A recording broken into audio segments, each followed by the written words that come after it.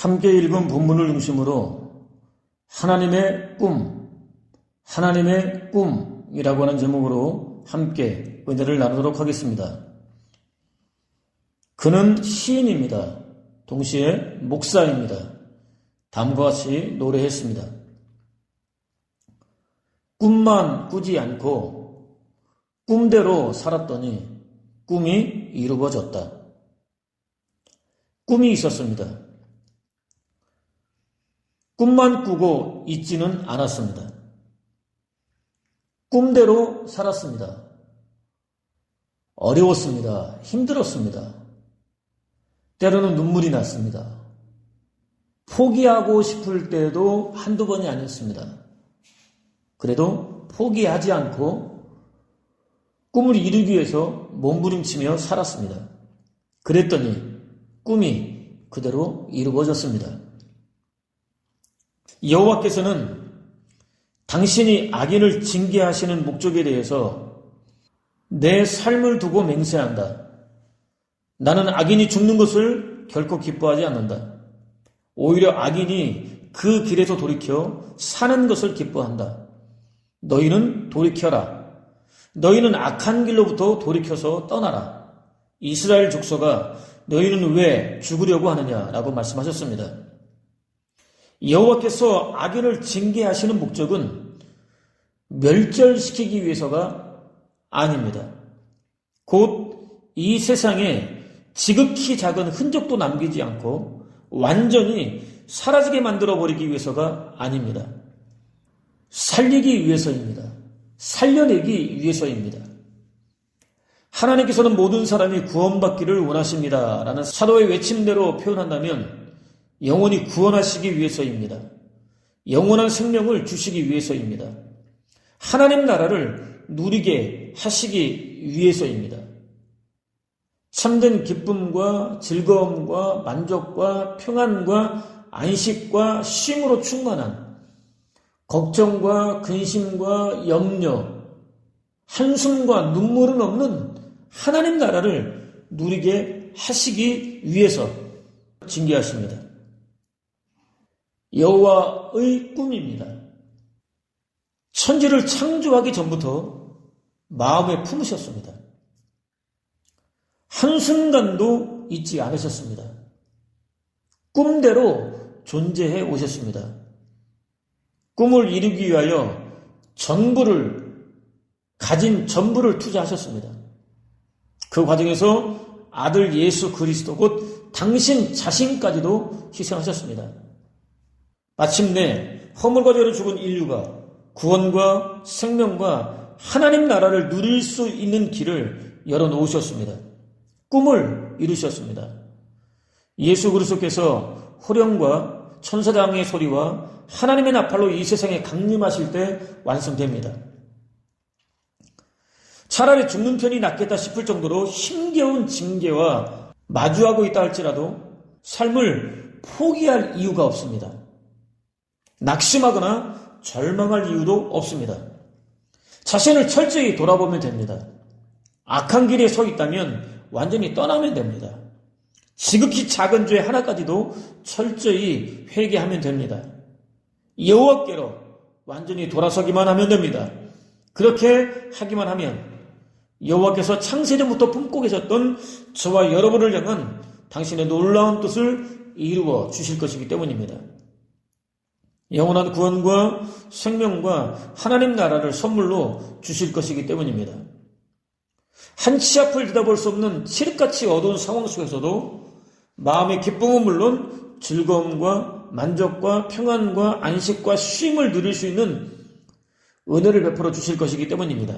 그렇다면 오늘 저와 여러분은 과연 어떻습니까? 창세전부터 저와 여러분을 향한 놀라운 꿈을 꾸고 계시는 여호와 하나님 한 분만 믿고 의지하며 신뢰하십니까? 자신을 향한 여호와의 꿈이 이루어진 복된 삶을 살고 있습니까? 본문은 유다왕 우시야와 요담과 아하스와 히스기야 시대에 아모스의 아들 이사야가 유다와 예루살렘에 관하여 본 계시라라고 시작됩니다. 평화시대가 도래했습니다. 번영도 함께 주어졌습니다. 여호와께서 은혜를 베풀어 주셨습니다.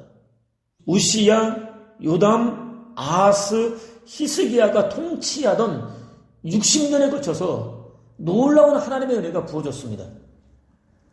이제까지보다 훨씬 더 많이 감사하고 훨씬 더 적극적으로 섬길 것 같습니다.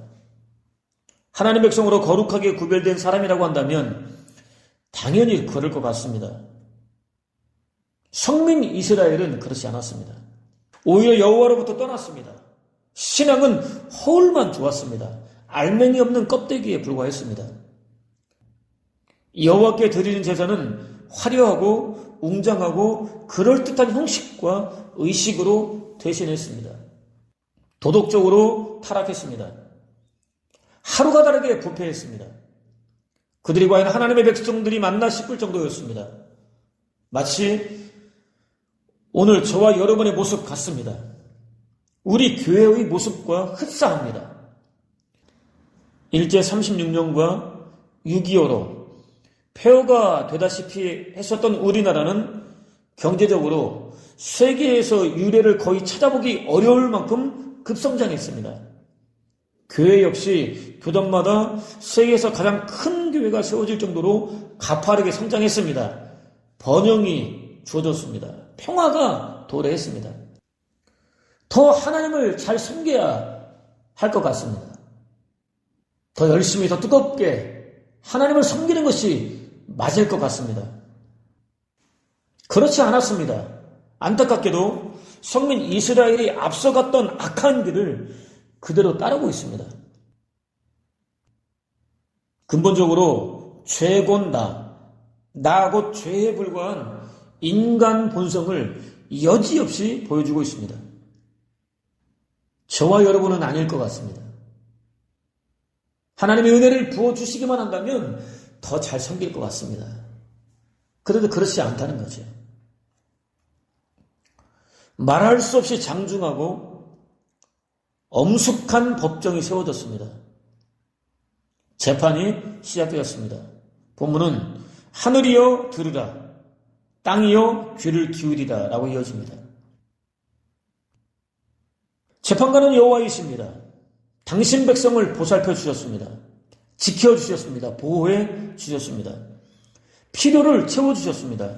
무엇보다 당신을 따를 수 있는 가장 좋은 방법인 율법까지도 제정해 주셨습니다.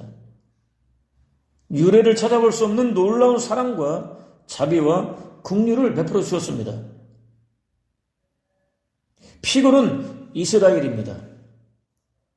입으로는 성민이라고 자처했습니다. 자랑했습니다. 떠벌렸습니다. 이방인들은 영원히 꺼지지 않고 타는 지옥 불구덩이 속으로 던져질 땔감으로 쓰이는 것조차 과분하다고 생각했습니다. 무시했습니다. 그러면서도 정작 자신들은 성민이라는 이름이 전혀 어울리지 않는 죄악된 삶을 살았습니다. 그들의 마음에 여호와는 없었습니다. 여호와가 아니라 자신을 위해서 살았습니다. 자신이 주인이었습니다. 자신이 원하는 대로 살았습니다. 자신의 정욕을 추구하며 살았습니다. 증인은 하늘과 땅입니다. 모든 시대, 모든 장소에 걸쳐서 이스라엘의 역사와 함께 했습니다. 그들의 일거수일투족을 하나도 빠짐없이 다 지켜보았습니다. 여호와께서 성민 이스라엘에게 얼마나 놀라운 사랑과 보살핌을 베풀어 주셨는지 똑똑히 목격했습니다. 성민 이스라엘을 바른 믿음의 길로 인도하는 율법을 허락해 주셨을 때에는 증인으로 참여했습니다. 본문은 여호와께서 말씀하시기를 내가 자식을 양육하였거늘 그들이 나를 거역하였도다 라고 이어집니다. 피고에 대한 기소장이 낭독됩니다. 피고는 반역죄를 저질렀습니다. 여호와는 처음부터 이스라엘의 아버지였습니다. 이스라엘은 여호와께서 사랑하시는 자식이었습니다. 여호와는 처음부터 저와 여러분의 아버지이십니다. 저와 여러분은 처음부터 여호와께서 사랑하시는 자식이었습니다. 아브라함은 자신의 대를 이을 사람은 집에서 나고 자란 종밖에 없다고 볼멘 소리를 늘어놓았습니다. 여호와께서는 종이 아니라 장차 아브라함의 몸에서 날 친아들이 대를 잇게 될 것이라고 말씀하셨습니다. 그를 데리고 밖으로 나가셨습니다. 하늘을 쳐다보아라. 셀 수 있거든 저 별들을 세어보아라. 네 자손이 저렇게 많이 불어나게 될 것이다 라고 약속하셨습니다. 당신이 창세전부터 마음속에 품고 있었던 원대한 꿈을 이루어 주시겠다고 약속하셨습니다. 당장 자식 한 명 없었던, 거기다 90살이나 되었던 아브라함에게는 그야말로 꿈같은 약속이었습니다. 저와 여러분을 향한 하나님의 꿈은 이렇습니다. 우리의 상상을 초월합니다. 우리의 기대를 초월합니다. 우리의 생각을 초월합니다. 아무리 심사숙고한다 할지라도 알 수 없습니다. 놀라운 것은 조금 전까지도 한숨을 푹푹 쉬면서 볼멘 소리를 늘어놓고 있었던 아브라함이 여호와의 약속을 믿었다는 사실입니다. 여호와께서는 당신의 약속을 믿음으로 받은 아브라함을 의롭다고 인정해 주셨습니다.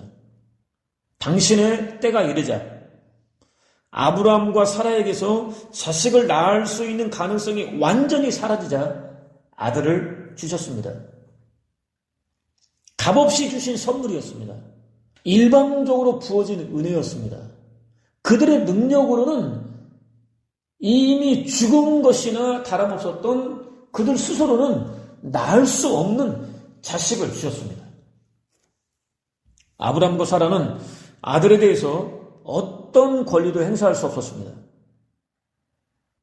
아브라함이 자식의 마디마디를 각을 떠서 희생제물로 바치라는 여호와의 명령 앞에서 토시 하나도 달지 않고 온전히 순종할 수 있었던 이유입니다.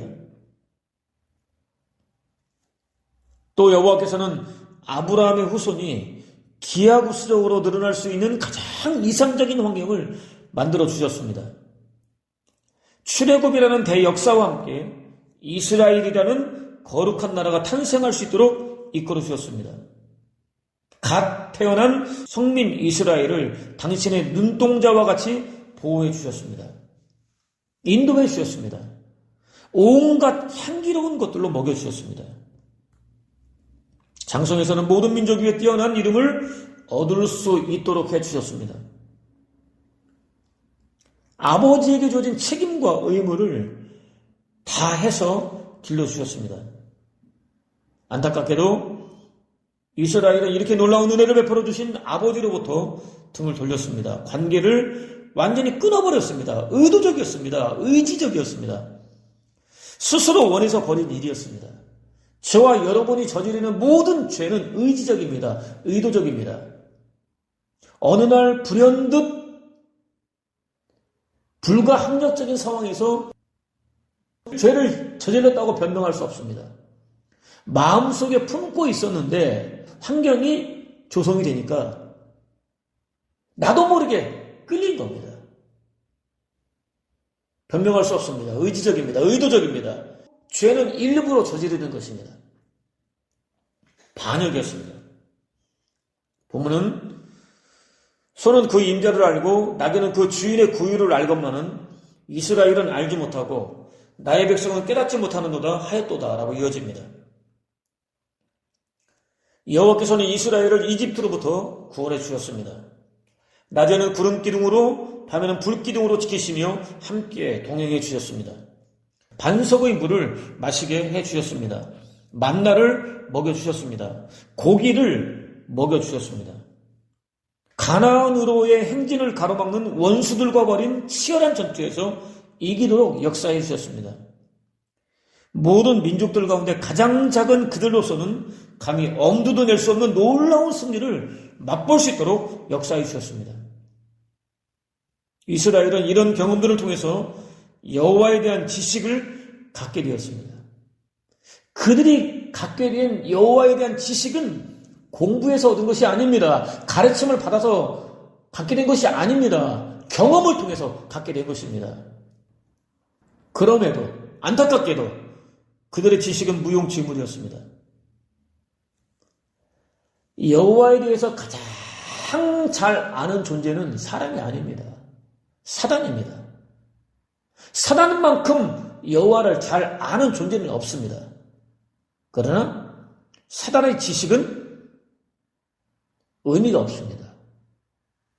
마찬가지로 여호와에 대한 이스라엘의 지식도 무용지물이었습니다. 삶으로 이어지지 못했습니다. 소는 자신의 주인을 알아봅니다. 나귀도 자신을 위해서 구유를 만들어준 주인을 알아봅니다. 그들은 아니었습니다. 주인이 누구인지 알지 못했습니다. 자신들을 얼마나 구체적으로 인도해 주셨는지, 얼마나 치밀하게 돌봐주셨는지, 필요를 얼마나 충분히 채워주셨는지 깨닫지 못했습니다. 아니, 모르는 척 외면했습니다. 의지적으로 돌아섰습니다. 의도적으로 돌아섰습니다. 다시 말씀드리지만 죄는 하나같이 의지적으로, 의도적으로 저지릅니다. 오래전부터 마음속에 품어왔었기 때문에 환경이 모르면 나타나고 따라가게 되어 있습니다. 의지적입니다. 의도적입니다. 반역을 저질렀습니다. 미문인 짐승조차도 저지르지 않는 배은망덕한 죄를 저질렀습니다. 본문은 슬프다, 범죄한 나라여, 허물진 백성이여, 행악의 종자여, 행위가 부패한 자식이로다. 그들이 여호와를 버리며 이스라엘의 거룩하신 일을 만우리 여겨 멀리하고 물러갔도다 라고 이어집니다. 이스라엘은 거룩한 나라였습니다. 범죄한 나라로 전락했습니다. 습관적으로 죄를 저질렀습니다. 죄곧 나라고 죄였습니다. 그들은 또 거룩한 백성이었습니다. 허물이 많은 백성으로 전락했습니다. 스스로 저지른 무거운 죄의 짐을 지고 허덕였습니다. 또 그들은 인류 구원을 위한 거룩한 씨였습니다. 습관적으로 죄악을 저지르는 불의한 종자로 전락했습니다. 여호와의 양육을 받았음에도 불구하고 행위가 부패한 자식, 곧 타락한 자식, 남들까지 부패시키는 자식, 파괴적으로 행동하는 자식, 변질된 자식으로 전락했습니다. 결국 여호와를 버렸습니다. 한 걸음 더 나아가서 여호와를 경멸했습니다. 업신여겼습니다. 가증한 이방신에게로 돌아섰습니다. 여호와께서 가장 싫어하시는 짓을 저질렀습니다. 자신들을 양육해 주신 여호와의 마음에 대못을 박아버렸습니다. 슬픔을 안겨드렸습니다. 본문은 너희가 어찌하여 매를 더 맞으려고 패역을 거듭하느냐 라고 이어집니다. 아버지 여호와께서는 아들 이스라엘을 회개시킬 목적 하나를 위해서 할 수 있는 모든 조치들을 취했습니다. 안타깝게도 아들 이스라엘은 아버지 여호와께서 새로운 조치를 취할 때마다 더욱더 패역했습니다. 불법에 불법을 더했습니다. 돌이킬 수 없는 지경인 죄의 극점까지 치달았습니다. 의도적이었습니다. 의지적이었습니다. 그 결과는 참혹했습니다. 본문은 온 머리는 병들었고 온 마음은 피곤하였으며 발바닥에서 머리까지 성한 곳이 없이 상한 것과 터진 것과 새로 맞은 흔적뿐이거늘 그것을 짜며 싸매며 기름으로 부드럽게 함을 받지 못하였도다 라고 이어집니다. 모든 것을 가지면 평화로우면 내가 원하는 대로 하면 원하는 것을 모두 다 가지면 평안할 줄 알았습니다. 행복할 줄 알았습니다. 그런 삶이 쭉 이어질 줄 알았습니다. 그러나 그렇지 않았습니다. 머리는 종잡을 수 없을 정도로 혼란스러워졌습니다. 마음은 무엇인가에 쫓기는 사람처럼 좀처럼 안정을 취할 수 없었습니다. 내적인 황폐함은 하루가 다르게 커졌습니다. 외적으로는 머리부터 발끝까지 상한 곳을 찾을 수가 없었습니다. 상했습니다. 터졌습니다. 무엇인가에 맞기는 한 것 같은데 도대체 무엇에 맞았는지 모르는 흔적들만 무성했습니다. 현대인들이 앓는 병의 원인은 분명하지 않습니다. 그냥입니다. 그냥 아픕니다. 그냥 힘듭니다. 그냥 어렵습니다. 그냥 죽고 싶습니다. 분명 원인이 있을 텐데 그 원인을 알지 못합니다. 처절했습니다. 피폐했습니다. 지치고 쇠약해졌습니다. 그럼에도 불구하고 상처 부위를 부드럽게 하고 치료를 위해서 발라야 하는 기름조차 없었습니다. 가장 기본적인 치료조차 받을 수 없는 처참한 상황 속에 버려졌습니다. 방치되었습니다. 유기되었습니다. 본문은 너희의 땅은 황폐하였고 너희의 성읍들은 불에 탔고 너희의 토지는 너희 목전에서 이방인에게 삼켜졌으며 이방인에게 파기됨같이 황폐하였고 라고 이어집니다. 여호와께서는 성민 이스라엘이 당신을 떠나면 나는 칼을 빼들고 너희를 쫓아 이민족들 사이에 흩어버리리라. 마침내 너희 땅은 쑥밭이 되고 너희 성읍들은 폐허가 되리라 라고 경고하셨습니다. 또 너희 땅에서 애써 거둔 곡식을 너희가 알지 못하는 백성이 다 먹어버리리라. 이렇게 너희는 언제까지나 억눌리고 짓밟히리라 라고 경고하셨습니다. 이 경고는 그대로 성취되었습니다. 사람이 여호와를 떠나면 그가 머물렀던 땅과 성읍은 물론 나라와 민족도 고통을 당합니다. 나라와 민족의 고통의 궁극적 원인은 다른 누구도 아닌 저와 여러분입니다. 나입니다. 율법으로 선포된 저주를 받습니다. 실제로 여호와를 떠나 범죄한 이스라엘 백성들은 이방인의 땅으로 흩어졌습니다. 땅은 쑥대밭이 되었습니다. 성읍은 폐허가 되었습니다. 그들의 피와 땀과 눈물을 흘려서 가꾼 토지 소산은 알지도 못했던 이방인들에게 돌아갔습니다. 북이스라엘에는 BC 722년에 남유다에는 BC 586년에 그대로 이루어졌습니다. 하나님의 징계는 때와 장소의 제한을 받지 않습니다. 오늘 저와 여러분에게도 똑같이 적용됩니다.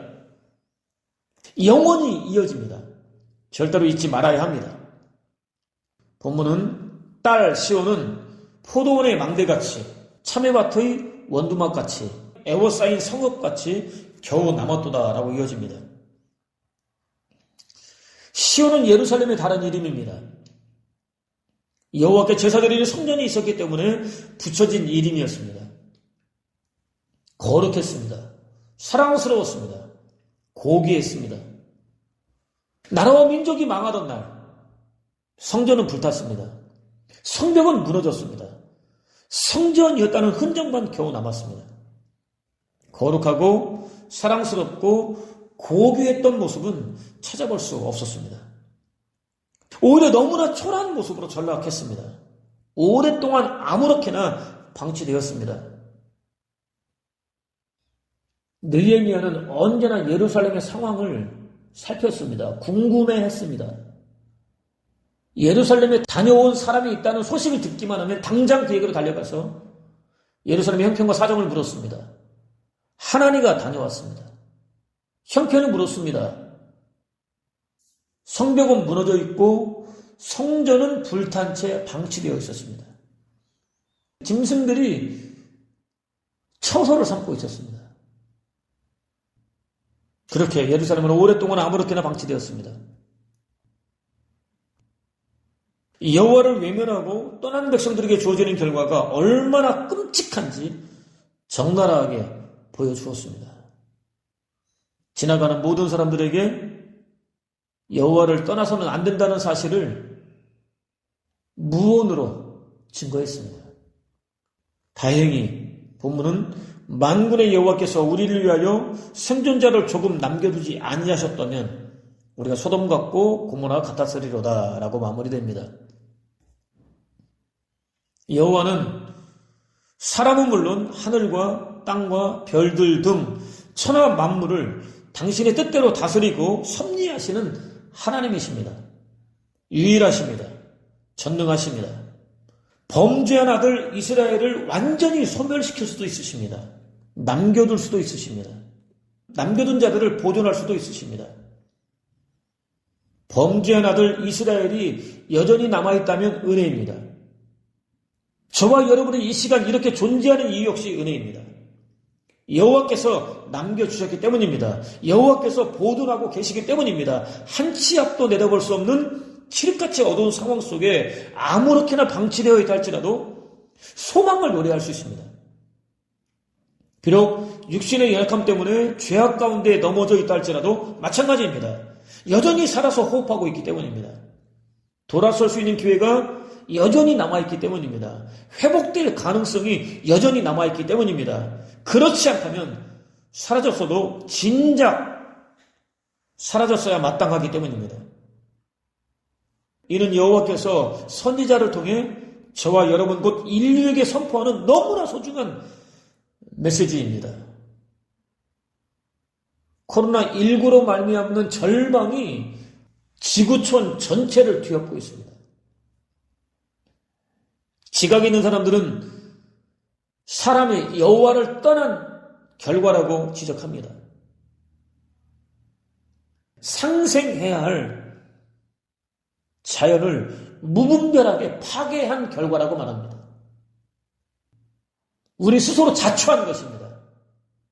이런 결과가 주어질 것을 뻔히 알면서도 욕심 때문에 정욕을 채우기 위해서 달리기를 포기하지 않았기 때문입니다.